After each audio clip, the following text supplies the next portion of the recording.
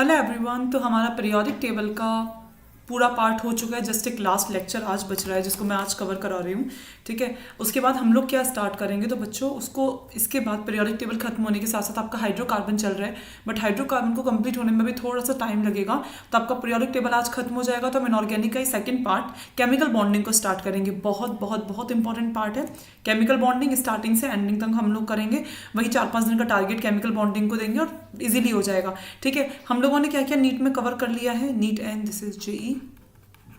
Okay, history हो चुका है, फाइंडिंग पीरियड हो चुका है, जेड इफेक्टिव हो चुका है, एटॉमिक रेडियस हो गया, आयोनाइजेशन हो गया, इलेक्ट्रॉन हो गया। बच क्या रहा है मैम? Just electronegativity. इलेक्ट्रोनेगेटिव में molecular scale, polling scale, everything मैं सब कुछ कवर कर दूंगी। तो आज के सेशन में आपका जो होगा वो है इलेक्ट्रोनेगेटिविटी। नामुमकिन से मुमकिन करने की हमने ठानी है और डेफिनेटली हम लोग करके रहेंगे, नीट में सिलेक्शन लेके रहेंगे। तो बताइए भाई, are you ready to fly with me और take off with me? Done ना? चलिए स्टार्ट करते हैं भाई फिर सेशन आज का। इलेक्ट्रोनेगेटिविटी, वैसे आपको नाम से समझ आ रहा होगा। एक मिनट, इलेक्ट्रोनेगेटिविटी को स्टार्ट करने से पहले थोड़ा सा रिकैप दे देती हूँ मैं। ठीक है, थोड़ा सा। तो आयोनाइजेशन एनर्जी के बारे में बताया था। एनर्जी रिक्वायर और given to remove an electron, जैसे ए है और अगर आपने एक में से एक इलेक्ट्रॉन रिमूव किया तो यहाँ पे ए प्लस बना। ये आपका क्या बनता है? इसको आप लोग बोलते हैं आयोनाइजेशन एनर्जी या ionisation potential, both are same. Electron affinity की बात करेंगे तो एनर्जी रिलीज्ड व्हेन इलेक्ट्रॉन। तो यहाँ पे आपने जो एनर्जी दी है ना, मैं कलर चेंज कर देती हूँ, यहाँ पर आपकी एनर्जी लगी है। ठीक है, चलिए अगले वाले में बोला इलेक्ट्रॉन एफिनिटी का मतलब होता है energy release when electron is inserted into outermost shell. जैसे ए है, इसमें आपने इलेक्ट्रॉन ऐड किया। ठीक है, तो यहाँ पे ए नेगेटिव बना। तो यहाँ पर जो आपकी एनर्जी रिलीज होती है, यहाँ पे पहले वाले में हमने एनर्जी दी है, इस वाले में आपकी एनर्जी जो है वो रिलीज हुई है। तो जो एनर्जी रिलीज होती है सेम आइसोलेटेड गैसियस मॉलिक्यूल में से जो एनर्जी रिलीज होती है that is electron affinity. Next की बात करते हैं इलेक्ट्रोनेगेटिविटी। तो property to attract shared pair electron bonded molecule से। अरे यार नालायकों, इलेक्ट्रोनेगेटिविटी की बात हो रही है। इलेक्ट्रोनेगेटिविटी तभी तो पता लगेगी किसी की इलेक्ट्रोनेगेटिविटी कितनी है, वो तब पता लगती है कौन इलेक्ट्रॉन इजीली खींच सकता है। जैसे मान लो आपकी ए की इलेक्ट्रोनेगेटिविटी ज्यादा मान ली मैंने और बी की कम है। अगर ए की ज्यादा है तो इलेक्ट्रॉन ज्यादा खींचेगा। ठीक है, एक मिनट, सॉरी, ये इलेक्ट्रॉन्स बहुत ज़्यादा खींचेगा। इलेक्ट्रॉन बहुत ज़्यादा खींचेगा तो कहाँ से खींचता है? बॉन्डेड मॉलिक्यूल से ना, इसलिए ये एक बॉन्डेड मॉलिक्यूल की प्रॉपर्टी है, ना कि किसी आइसोलेटेड एटम की।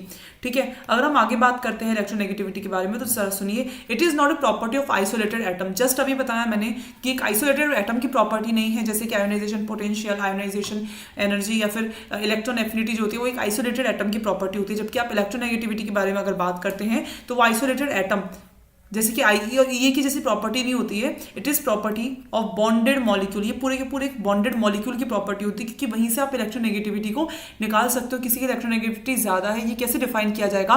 जब वहां से आप इलेक्ट्रॉन खींचने की टेंडेंसी को देखते हो। ठीक है, electronegativity is a property to attract shared pair of electron towards himself. जैसे ए और बी है, अगर ए की इलेक्ट्रोनेगेटिविटी ज्यादा है, ज्यादा है, ज्यादा है, ज्यादा है, बहुत बहुत बहुत बहुत ज्यादा है, तो ये इलेक्ट्रॉन को अट्रैक्ट करेगा। ठीक है, चलिए नेक्स्ट बात करते हैं हम लोग। एग्जाम्पल से समझते हैं। एच और सीएल, अभी बताया सीएल की अगर इलेक्ट्रोनेगेटिविटी ज्यादा है तो डेफिनेटली सीएल अपनी तरफ इलेक्ट्रॉन्स को एक्सेप्ट करेगा। ठीक है, chlorine is more electronegativity and hence attracts shared pair of electron towards himself and hence develops partially negative charges of chlorine. तो ये पार्शियली चार्ज को क्रिएट करता है। जिसकी इलेक्ट्रोनेगेटिविटी ज्यादा होती है उस पर पार्शियली नेगेटिव चार्ज, मतलब पार्शियली नेगेटिव चार्ज, और जिसकी इलेक्ट्रोनेगेटिविटी कम होती है, जिसको इलेक्ट्रोपॉजिटिव कहा जाता है, उसके ऊपर पार्शियली पॉजिटिव चार्ज आता है। ठीक है, तो नेगेटिव और पॉजिटिव का खेल अब आपको समझ में आ चुका है। देखिए मैं अभी बता देती हूँ, ये लेक्चर थोड़ा सा खिंचेगा, मे बी 20 मिनट से ऊपर खिंच सकता है। क्यों? क्योंकि इसके अंदर मैं पहले का भी थोड़ा सा रिकैप दे रही हूँ और साथ साथ सब मैं कंपैरिजन भी करा रही हूँ और आज के टॉपिक को खत्म कर रही हूँ। पूरा पीरियोडिक टेबल कंप्लीट करूंगी तो हो सकता है ये लेक्चर थोड़ा सा 20 मिनट से ज़्यादा खिंच जाए। अगर थोड़ा ज़्यादा हो जाए तो टेंशन नहीं लेनी है, क्योंकि कभी कभी क्या होता है ना कि आप छोटे छोटे, मैं कोशिश वही करती हूँ छोटे छोटे पार्ट में आपको समझाऊँ चीज़ें, लेकिन कई बार अगर थोड़ा सा पार्ट लंबा हो गया तो थोड़ा सा एडजस्ट करना बनता है। ओके, और डिफरेंस बिटवीन ई ए और ई एन के बीच में हम लोग डिफरेंस निकालते हैं। किसी को अगर मेरी स्पीड तेज लग रही है, थोड़ा सा स्पीड स्लो करके आप देख सकते हो मेरे लेक्चर को। 0.75x की स्पीड पर अगर आप लोग देखते हो तो आपको प्रॉपरली और थोड़ा स्लो चलेगा। ठीक है, चलो अब हम लोग डिफरेंशिएट कर देते हैं किस किस में, ई ए में और ई एन में डिफरेंशिएशन क्या होता है वो देख लेते हैं बीच में। तो देखिए, this is a property of isolated atom, this is a property of covalent bonded atom. आपको पता होना चाहिए बॉन्डेड एटम की प्रॉपर्टी होती है। ठीक है, this is about accepting electron and this is about attracting attracting electron, तो एक्सेप्टिंग और इलेक्ट्रॉन को अट्रैक्ट करने का दोनों का ये खेल है। चलिए एग्जांपल की बात करते हैं, देखिए जरा, F is good at attracting electron but it can't accept electrons because of its less size. ये बात बिल्कुल सही है, फ्लोरीन की इलेक्ट्रोनेगेटिविटी बहुत ज्यादा होती है, बहुत टाइम से हम लोग पढ़ते हुए आ रहे हैं, तो ये इलेक्ट्रॉन को अट्रैक्ट कर सकता है क्योंकि इलेक्ट्रोनेगेटिविटी ज्यादा है, मतलब एक तरह से गुंडा टाइप का इंसान है, ठीक है, पर इट कांट एक्सेप्ट इलेक्ट्रॉन्स, ये एक्सेप्ट नहीं कर सकता क्योंकि एक तो फ्लोरीन का साइज ही छोटा सा है। छोटे साइज के ऊपर ऑलरेडी आपने 3-3 लोन पेयर दे रखे हैं उसको, 3-3 लोन पेयर होने की वजह से अगर आप उसको इलेक्ट्रॉन देने की कोशिश करते हो तो वो इलेक्ट्रॉन लेगा नहीं। क्यों? क्योंकि ऑलरेडी इलेक्ट्रॉन इलेक्ट्रॉन रिपल्शन होता है। देखिए जरा, फ्लोरीन है ई लेस होती है, ई एन मोर होती है, अपन को पता है ई लेस होती है, अपन पढ़ के आए हैं, ठीक है। Fluorine is good eight accepting electron but it is not that much good of attracting electrons, correct. इसकी डेफिनेटली ई एन कम होती है, हमें पता है मैम, जितनी फ्लोरीन की होती है उससे कम होती है, इसकी ई एन 3 के समथिंग की होती है, ठीक है, तो इसकी ई ए मोर होती है बट ई एन लेस होती है। चलिए अब celebration time, statement time question के लिए अब आप रेडी हो चुके हैं, ठीक है। देखिए definition complete, difference complete, example complete, relation complete, ठीक है। अब अपन बात करेंगे factors affecting EN. EN directly proportional to Z effect, आपको पता होगा लेफ्ट टू राइट जब आप लोग मूव करते हो तो आपकी ईएन इंक्रीज होती है, और टॉप टू बॉटम जब आप जाते हो तो आपकी ईएन डिक्रीज होती है। क्यों? क्योंकि left to right Z effect increase तो EN increase, top to bottom अगर आपका जेड इफेक्ट डिक्रीज तो ईएन भी आपकी डिक्रीज, ठीक है। ये एक minute, EN is inversely proportional to size, ठीक है, मैं लिखना भूल गई। EN directly proportional to percentage S character, मतलब जैसे ये एसपी, sp2, sp3, कार्बन के अंदर ये वाला रूल देखा जाता है। जैसे अगर आपको पता है sp मतलब CH triple bond CH, sp2 का मतलब है CH डबल बॉन्ड CH2, और sp3 का मतलब है CH3 सिंगल बॉन्ड CH3, ठीक है। तो मतलब अगर आपसे EN की बात की जाती है तो परसेंटेज एस करेक्टर CH के अंदर ज्यादा है, 50% है, तो डेफिनेटली sp CH के अंदर सबसे ज्यादा उसकी EN होती है, इलेक्ट्रोनेगेटिविटी सबसे ज्यादा होती है, इलेक्ट्रॉन अट्रैक्ट करने की टेंडेंसी उसकी ज्यादा होती है। sp2 CH2 double bond CH2 sp2 वाला बिहेवियर है तो उसके अंदर थोड़ी कम होती है, और sp3 में तो बहुत ही ज्यादा कम होती है, ठीक है। आगे बात करते हैं पीरियोडिक ट्रेंड, बात करते हैं अगर हम लोग, तो पीरियड के अंदर Z effective increase, EN increase, और साइज डिक्रीज हमें पता है, लेफ्ट टू राइट जाते हैं साइज डिक्रीज होता है। ग्रुप के अंदर बात करें तो साइज इंक्रीज तो ईएन डिक्रीज, ये भी हमको पता है, टॉप टू बॉटम आप जा रहे हो। चलिए नेक्स्ट की बात करते हैं, सम इंपॉर्टेंट एग्जाम ईएन, ठीक है। कुछ ये ऐसी ईएन है जिनको आपको याद रखना ही पड़ेगा, कोई ऑप्शन नहीं है।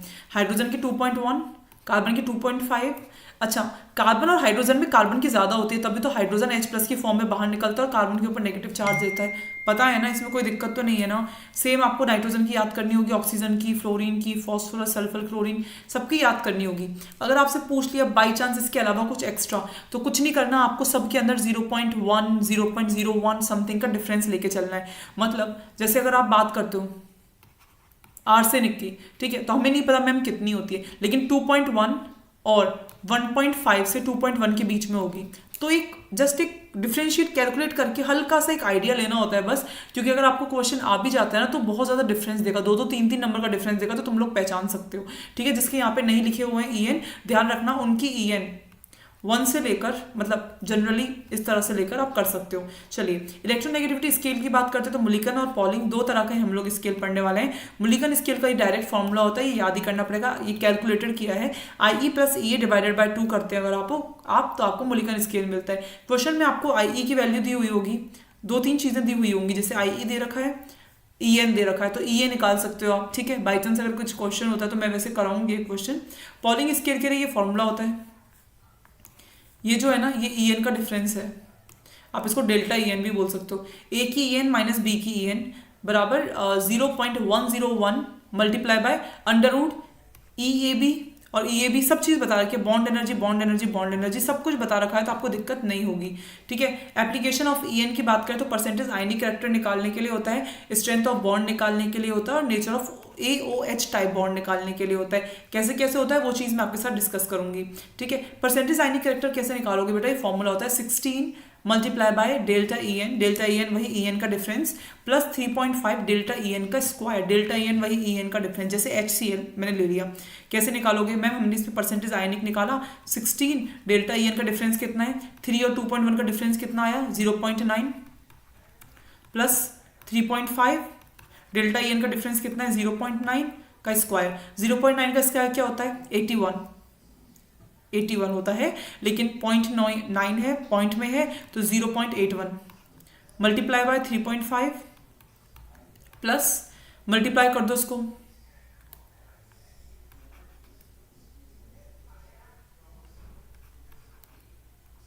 14.4। इनको आप ओवरऑल सॉल्व कर सकते हो, ये आपको सॉल्व करना आना चाहिए, मैं कुछ नहीं करूंगी, ये रहा लो।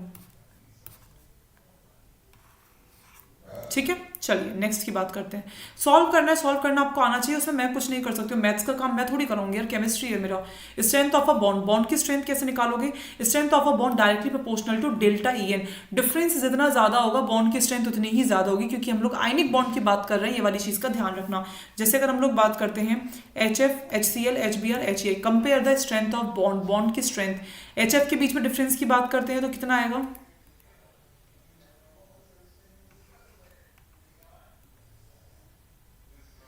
एक मिनट, 1.9। इन दोनों के बीच में बात करते हैं तो समथिंग आएगा 0.9। इन दोनों की बात करते हैं तो समथिंग आएगा 0.6, 0.7। ठीक है, इन दोनों के बीच की बात करते हैं तो समथिंग आएगा 0.4। ठीक है, तो आप देख सकते हो EN डिफरेंस सबसे ज्यादा इसके अंदर है, तो स्ट्रेंथ भी सबसे ज्यादा इसकी होगी, बात खत्म। ठीक है, nature of a AOH type bond. AOH type हमें कैसे पता लगेगा कोई एसिड है कि बेस है? ये चीज कैसे पता लगेगी? ये नहीं होता है कि हमेशा अगर आपको OH दिख गया तो वो ऑलवेज बेस होगा। ये जो रूल है ना, ये गलत है, कभी भी गलती से कर मत लेना। मैंने ट्रिक नहीं है ये रूल रॉन्ग है।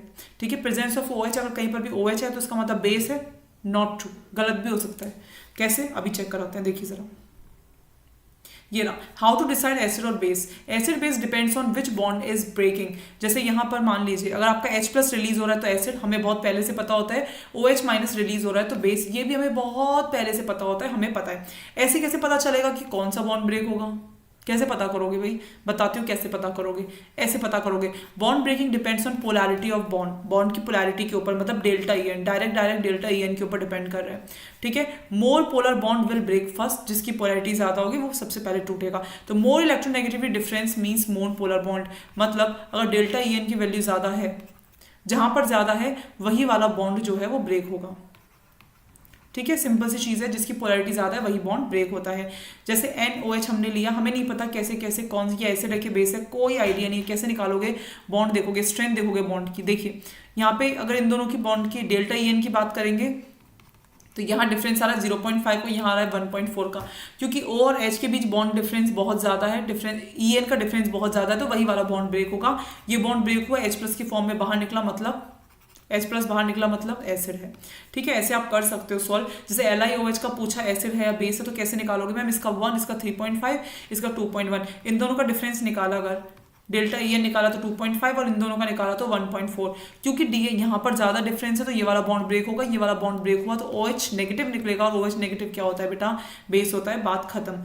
एक और एग्जाम्पल बात करते हैं, NaOH एसिड है या बेस है, ये पता करते हैं। देखिए NaOH 0.9, 3.5, 2.1, डिफरेंस निकाल के देखते हैं किसके अंदर डिफरेंस ज्यादा आएगा, बताओ। डेफिनेटली इसके अंदर डिफरेंस ज्यादा आएगा, ये बॉन्ड ब्रेक होगा और OH नेगेटिव निकलेगा। OH नेगेटिव के निकलते ही ये हो जाएगा बेस। ठीक है, बहुत इजी था, टफ नहीं था। On this happy note let's sign of गरिमा गुप्ता। अब आपसे मिलेंगे हम लोग नेक्स्ट लेक्चर में, और नेक्स्ट लेक्चर किसके ऊपर होगा बेटा? केमिकल बॉन्डिंग के ऊपर। एक शॉर्ट्स बनाकर भी मैं आपको बता दूंगी कि केमिकल बॉन्डिंग के ऊपर नेक्स्ट सेशन होने वाला है, तो आप लोग मुझे सब्सक्राइब कर लेना। ओके, चलिए आज का सेशन यही खत्म होता है, मिलते हैं नेक्स्ट लेक्चर में, तब तक के लिए bye bye, take care and all the very best.